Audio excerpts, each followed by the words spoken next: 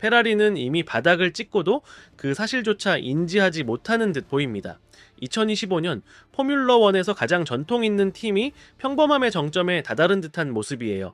예측 불가한 머신, 리더십을 잃은 조직, 그리고 멀어진 경영진, 반면 맥라렌, 레드불, 심지어 메르세스 같은 라이벌은 꾸준히 진화하고 있습니다. 그렇지만 터널 끝에 한 줄기 빛이 있을 수 있고 그 이름은 크리스티안 호너입니다.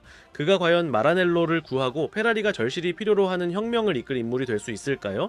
지금 그 이야기를 해보겠습니다. 하이프 버튼 누르시고 좋아요, 구독, 알림 설정까지 잊지 마세요. 출처는 설명란에 정리해 두었습니다.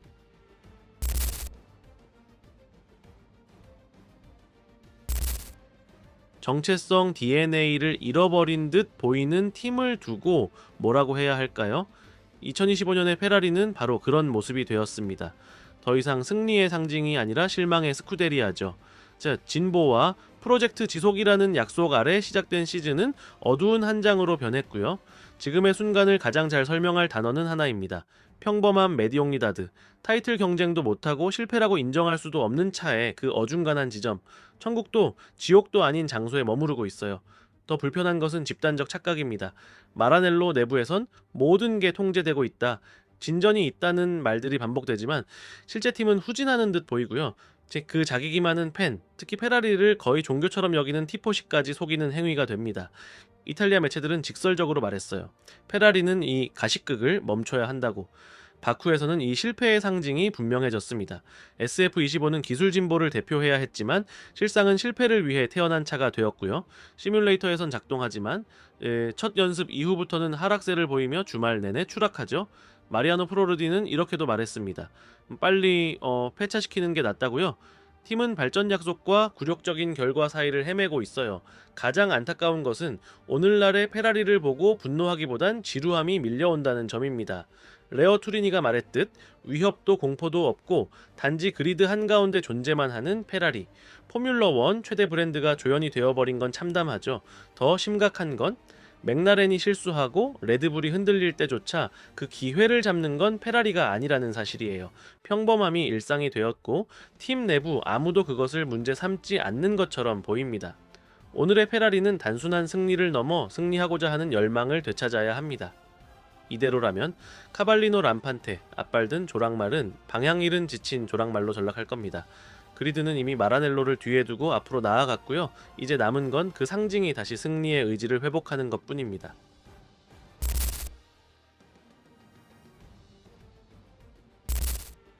승리를 향한 갈망이 사라진 팀에게 문제란 기술만의 한계가 아닙니다.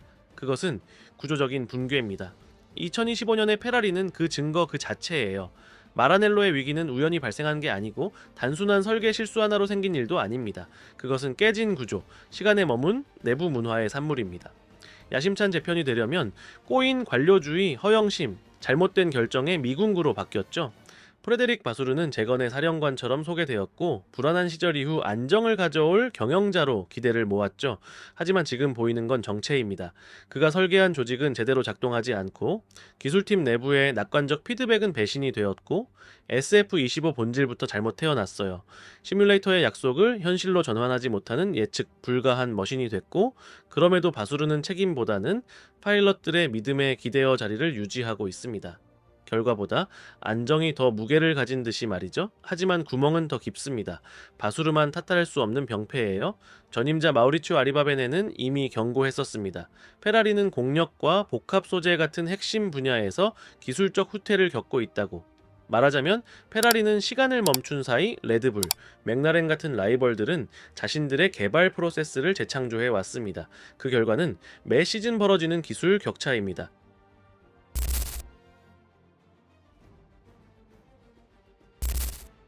그 사이 조직 최상층부는 다른 현실에 사는 듯해요. 존 엘칸과 베네데토 비냐는 포뮬러1 그리드에선 의무 출석처럼 보이고 팀은 마치 페라리의 한 부서처럼 대우받는 듯하죠. 브랜드의 스포츠 핵심이 아닌 듯이요. 고위 경영층의 무관심은 너무나 분명하고 상층부의 책임감 부재 속에서 기술팀은 점점 안주하게 됩니다. 오늘의 페라리는 소유자도 리더도 없는 팀이 되었어요. 바수르는 노력하지만 그의 목소리는 의심과 절차 사이에서 묻히고 있고 지휘는 분열되고 소통은 혼란하고 내부 분위기는 바닥입니다. 진실은 가혹하지만 말해야 합니다. 페라리는 방향 잃은 상태입니다. 다른 팀들은 실수하며 배우지만 페라리는 반복된 실수를 되풀이해요. 약속 속에서 살아가고 긍정 보고서에 기대고 시뮬레이터 결과를 일요일 경기와 동일선상에 놓지만 매 그랑프리마다 점점 더 분명해집니다. 문제는 차가 아니라 시스템입니다. 스스로를 믿지 못하는 시스템 말이죠.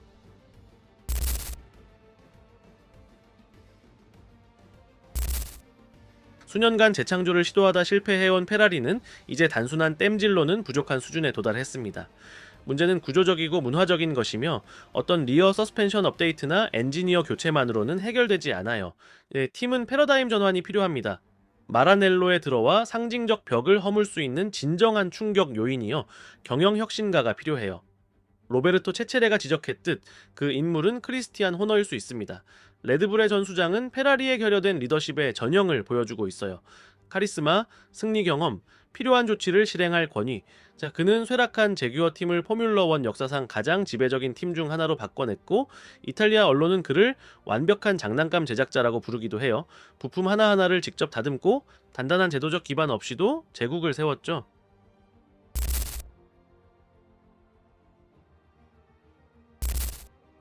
여기 결정적인 차이가 있습니다. 호너는 팀을 자신의 창작물로 대하고 기업의 부서처럼 다루지 않아요. 그는 팀을 체화하고 엔지니어를 옹호하며 드라이버를 고무시키고 정치와 단호함의 균형을 합니다. 이건 마라넬로의 현재 문화와 정반대예요. 위계와 명성, 홍보 리포트에 집중하고 트랙 결과엔 관심이 덜한 모습이니까요. 페라리는 바로 그런 리더가 필요합니다. 페라리가 될 리더, 단지 직원이 아닌 사람. 필요한 곳엔 손댈 자유가 있고 역사적 자존심을 건드릴 용기까지 있는 이. 하지만 그걸 하려면 페라리는 통제를 내려놓아야 하죠. 마라넬로는 역사적으로 권력 이양을 잘 못해왔습니다. 뉴웨이에게 완전한 자유를 주지 못한 팀이니 호너에게 완전한 권한을 주는 건 더 어렵게 느껴질 거고요. 하지만 그 두려움이야말로 팀이 갱생하지 못하는 이유예요. 페라리는 역사적 기로 앞에 서 있어요. 평범함을 계속 택할 것인가 아니면 수능을 깨고 재탄생을 선택할 것인가. 크리스티안 호너는 그 인물이 될 수 있어요. 하지만 팀이 럭셔리 브랜드로 다뤄지고 레이싱 스쿠데리아처럼 운영되지 않는다면 페라리는 그저 과거의 신화로만 남을 겁니다. 새로운 미래를 만들지 못한 전설로요. 영상이 마음에 드셨다면 하이프 버튼 눌러주시고 좋아요, 구독, 알림 설정도 잊지 마세요. 출처는 설명란에 정리해 두었습니다. 감사합니다. 다음 영상에서 또 만나요.